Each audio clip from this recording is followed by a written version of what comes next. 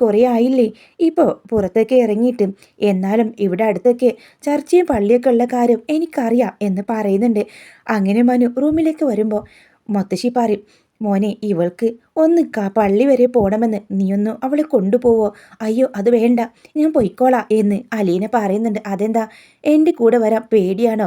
ഞാനെന്തായാലും ഹരിശങ്കറിൻ്റെയും രോഹിത്തിൻ്റെ പോലെയൊന്നും അല്ല കേട്ടോ എന്ന് പറയുന്നുണ്ട്. അയ്യോ അങ്ങനെയൊന്നും കരുതിയിട്ടല്ല, ബുദ്ധിമുട്ടാവുമെന്ന് കരുതിയിട്ടാ.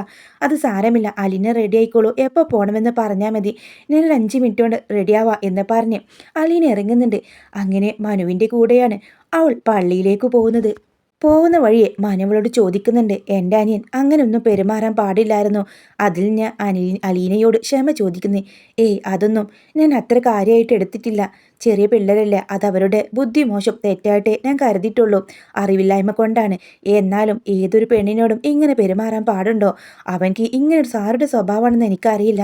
എന്നാലും അവനക്ക് പറഞ്ഞു തിരുത്താനേ നമുക്കാവുള്ളൂ. അതൊന്നും സാരമില്ല. അവരാരാണെന്ന് എന്തൊക്കെയാണെന്നൊക്കെ എനിക്ക് നല്ല ബോധമുണ്ട്. അതുകൊണ്ട് ഒരിക്കലും ആ ഒരു തെറ്റിലേക്ക് ഞാൻ പോവില്ല. അവരെ എങ്ങനെ നിർത്തണമെന്നും എനിക്കറിയാം. കുറച്ച് ദിവസം കഴിഞ്ഞാൽ അവിടെ വൈജയന്തി അമ്മായിയുടെ വീട്ടിലേക്കായിരിക്കും മുത്തശ്ശി പോവുക. അച്ഛൻ ഗൾഫ് പോയ ഉടനെ പോകണിരുന്നതാ. ഇപ്പോൾ അലീനയുണ്ടല്ലോ, അപ്പോൾ ധൈര്യത്തിൽ പോവാം. ഇവിടെ അമ്മ അത്ര സുഖം തരില്ലെന്ന് എനിക്കറിയാം. അതൊന്നും സാരമില്ല, ഞാൻ ഹാപ്പിയാണെന്ന് അലീന പറയുന്നുണ്ട്. അങ്ങനെ പള്ളിമുറ്റത്തെത്തി അവിടെ കയറി അലീന പ്രാർത്ഥിക്കുന്നുണ്ട്. അവളെ എപ്പോഴും വാച്ച് ചെയ്തുകൊണ്ട് മനുവുണ്ടാവും. അങ്ങനെ മനുവും അലീനയും തിരികെ വരാണ്. അതിനുശേഷം വൈജയന്തിയുടെ വീട്ടിലേക്ക് പോകുന്നുണ്ട്. വൈജയന്തി ആണെങ്കിലോ രാവിലെ ബാങ്കിലേക്കും ബാലചന്ദ്രൻ തൻ്റെ കടകളിലേക്കും പോവും. ആ സമയത്ത് പിള്ളേർ മാത്രമായിരിക്കും. അവരുടെ പലപ്പോഴും കോളേജിൽ പോവാതിരിക്കുകയും എപ്പോഴെന്നോ സമയമില്ലാതെ തിരിച്ചു വരുന്ന കാണുമ്പോൾ അലീന ചോദിക്കുന്നുണ്ട് ആ അനിയത്തിമാരോട്, എന്തായത് നിങ്ങൾ എന്താ കോളേജിൽ പോവാത്തത്? അമ്മയും അച്ഛനും കഷ്ടപ്പെട്ട് സമ്പാദിക്കുന്നത് നിങ്ങളുടെ പഠിപ്പിനും നല്ലതിനു വേണ്ടിയല്ലേ? സെർവൻറ്റിൻ്റെ കാര്യം നോക്കിയാൽ മതി, അല്ലാതെ ഞങ്ങളെ ഭരിക്കാൻ വരേണ്ട. അതെന്താ, ഭരിച്ചാൽ നിങ്ങൾ നേർവഴിക്ക് നടക്കണമെന്ന് ഞാൻ ആഗ്രഹിക്കുന്നുള്ളൂ എന്ന് പറയുമ്പോൾ ബാലചന്ദ്രൻ അവിടേക്ക് വരുന്നുണ്ട്. എന്താ, അലീന പറഞ്ഞത് ശരിയല്ലേ? നിങ്ങൾക്ക് തോന്നുമ്പോൾ കോളേജിലേക്ക് പോവുകയും തോന്നുമ്പോൾ തിരികെ വരും, അതും കൂട്ടുകാരത്ത് കടകച്ചിരിക്കലൊക്കെയാണോ നിങ്ങളുടെ പണി? ഓഹോ, അപ്പോൾ എല്ലാം ഇവൾ പറഞ്ഞിട്ടുണ്ട്. അതെ, ഇവളെല്ലാം പറഞ്ഞിട്ടുണ്ട്. നിങ്ങൾ എന്താ കരുതിയത്? നിങ്ങളുടെ അമ്മ രാവിലെ അങ്ങ് പോകും, വൈകുന്നേരം തിരിച്ചു വരും. നിങ്ങളെ ശ്രദ്ധിക്കാതായിട്ട് നിങ്ങൾക്ക് എന്ത് തോന്നിയാസം നടത്താമെന്നോ? എന്നാൽ ഇനി അത് നടക്കില്ല. ആ സമയത്ത് ആണെങ്കിലും അവളുടെ അനിയത്തിമാർ ഒരാൾ കുഴപ്പമില്ല കേട്ടോ അലീനയുടെ, മറ്റൊരാൾ ഭയങ്കര ദേഷ്യക്കാരിയായിരിക്കും, രോഹിത്തിനെ പോലെ തന്നെ. അങ്ങനെ അലീനയെ തുരുത്താനായിട്ട് അവിടുന്ന് നോക്കുന്നുണ്ട്. അങ്ങനെ അവിടേക്ക് മനു വീണ്ടും വരുന്നുണ്ട്. ആ ഒരു സമയത്ത് അലീനയും മനുവും കൂടെ മുത്തശ്ശിക്കുള്ള മെഡിസിൻ വാങ്ങാനായിട്ട് പുറത്തേക്ക് പോവാണ്. ഇവിടെ എങ്ങനെയുണ്ട് നിൻ്റെ ഈ വീട്ടിലെന്ന് ചോദിക്കുമ്പോൾ, കുഴപ്പമില്ല, അവിടെ എല്ലാവരും ഉണ്ട്, ഹാപ്പിയാണ്. അതെ, എനിക്ക് മനസ്സിലായി.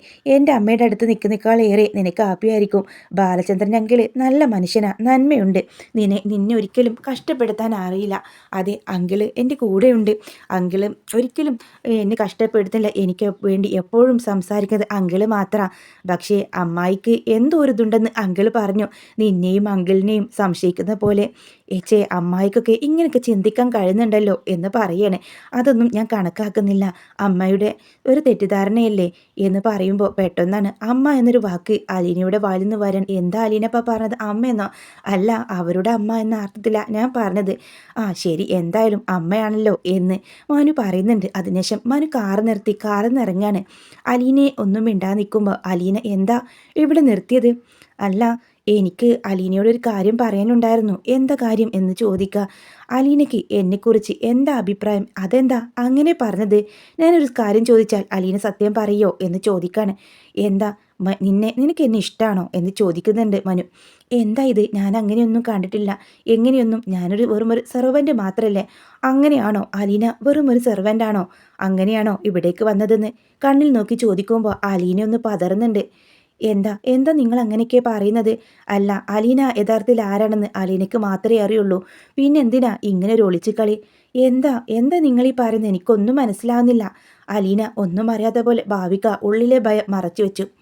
എന്നോട് എല്ലാം പറഞ്ഞിട്ടുണ്ട് മുത്തശ്ശൻ, എൻ്റെ മുറപ്പെണ്ണാണ് അലീന എന്നുപോലും.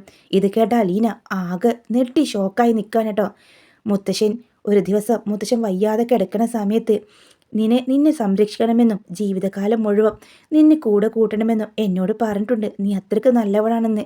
നീ ആരാണെന്ന് സത്യവും എന്നോട് പറഞ്ഞു. അമ്മായിക്ക് ചെറുപ്പത്തിൽ പറ്റിയ ഒരു തെറ്റ് വീടിൻ്റെ കുടുംബത്തിൻ്റെയും നാണക്കേട് പേടിച്ച് മുത്തശ്ശൻ അന്ന് ചെയ്ത ഒരു വലിയ തെറ്റ്. അമ്മായി ഒരാളെ പ്രണയിച്ചും അതിൽ ഗർഭിണിയായതും ആ കുഞ്ഞിനെ അമ്മായി അറിയാതെ ഓർഫനേജ് വളർത്താൻ കൊടുത്തതും എല്ലാം ആ കുഞ്ഞാണ് അലീന എന്ന് പോലും എന്നോട് മുത്തശ്ശൻ തുറന്ന് പറഞ്ഞിട്ടുണ്ട്. ഇതെല്ലാം കേട്ട് അലീന നെട്ടിത്തരിച്ച് നിൽക്കാണ്. അലീന മിണ്ടാനാവാൻ നിൽക്കുമ്പോൾ പേടിക്കേണ്ടടോ, ഈ രഹസ്യം എൻ്റെ മനസ്സ് തന്നെ ഉണ്ടാവും. ഞാൻ കാരണം ഒരു കുടുംബം തകരില്ല. പക്ഷേ മുത്തശ്ശന് കൊടുത്ത വാക്ക് എനിക്ക് പാലിക്കണമല്ലോ. നിന്നെ സംരക്ഷിച്ചോളാമെന്ന്. ഏത് സമയത്തും എങ്ങനെയും ഞാൻ നിന്നെ സംരക്ഷിക്കും. ഞാൻ വാക്ക് കൊടുത്തതാ. ആ വാക്കിനൊരു വിലയുണ്ടെന്ന് പറഞ്ഞ് അലീനയോട് കാറിൽ കയറാൻ പറയുന്നുണ്ട്. ഇനി എൻ്റെ മുന്നിൽ ഈ നാടകം വേണ്ടട്ടോ. അതുകൊണ്ടാണ് ഞാൻ തുറന്ന് ചോദിച്ചത് അലീനയുടെ അടുത്ത്. അലീനയുടെ സ്വന്തം അനിയത്തിമാരാണ് ആ വീട്ടിലെന്ന് എനിക്കറിയാം. അതുകൊണ്ടാണല്ലോ അലീന ഇത്രയേറെ അവരെ കെയർ ചെയ്യുന്നത്. അവർ തെറ്റിലേക്ക് പോവാതെ നല്ല രീതിയിൽ മുന്നോട്ട് കൊണ്ടുപോകുന്നത്.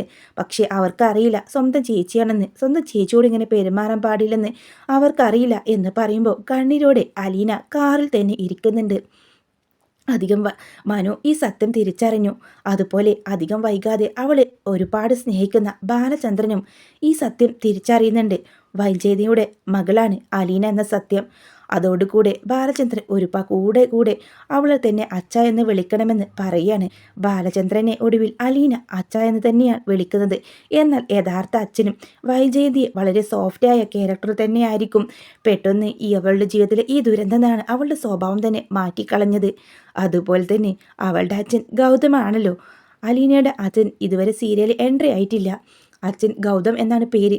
അദ്ദേഹം ഒരു ഗൗരവക്കാരൻ തന്നെയായിരിക്കും. രണ്ടുപേരുടെ ജീവിതം രണ്ട് വഴിക്കായതോടുകൂടെ രണ്ടുപേരുടെയും ഉള്ളിലെ വിഷമം മാറ്റാനാണ് ഈ ഗൗരവമുഖം അണിഞ്ഞതെന്ന് അലീന അധികം വൈകാതെ തിരിച്ചറിയും. അങ്ങനെ ആ വീടിനെയും ആ വീട്ടുകാരെയും സ്നേഹിച്ച് അലീന അവിടുത്തെ എല്ലായി മാറാണ്. അപ്പോഴും വൈജയന്തി തൻ്റെ ഭർത്താവിൻ്റെ കാമുകി, തൻ്റെ ഭർത്താവും അവളും എന്തോ ഒരു അവിഹിതമുണ്ടെന്ന മട്ടിലാണ് പിന്നീട് അവിടെ സംഭവിക്കുന്നത്. എന്നാൽ അതെല്ലാം മാറ്റിക്കളഞ്ഞ് മനു അവളെ ചേർത്ത് പിടിക്കുന്നുണ്ട്. താനൊരു സെർവൻ്റ് മാത്രമാണ്, മനുവിനെ പ്രണയിക്കാൻ പാടില്ലെന്ന് മനസ്സ് പലപ്പോഴും വിലക്കിയപ്പോഴും അലീനയുടെ മനസ്സ് മനുവിലേക്ക് തേനെ അടുക്കാണ് അവൻ്റെ ആ ഒരു ചോദ്യം. നീ എൻ്റെ മുറപ്പെണ്ണാണെന്ന് എനിക്കറിയാം, ഞാൻ നിന്നെ സംരക്ഷിച്ചോളാം എന്ന് മുത്തശ്ശനെ വാക്കു കൊടുത്തുപോയി. ഈ ചോദ്യം അലീനയുടെ കാതിൽ മുഴങ്ങാണ്. ഇതുപോലെ മഴത്തോരു മുമ്പേടെ ബാക്കി എപ്പിസോഡും അതുപോലെ അപ്കമ്മിങ് എപ്പിസോഡും ടിസ്റ്റ് എപ്പിസോഡൊക്കെ കേൾക്കാൻ താല്പര്യമുണ്ടെങ്കിൽ ചാനൽ സബ്സ്ക്രൈബ് ചെയ്ത് സപ്പോർട്ട് ചെയ്യണം.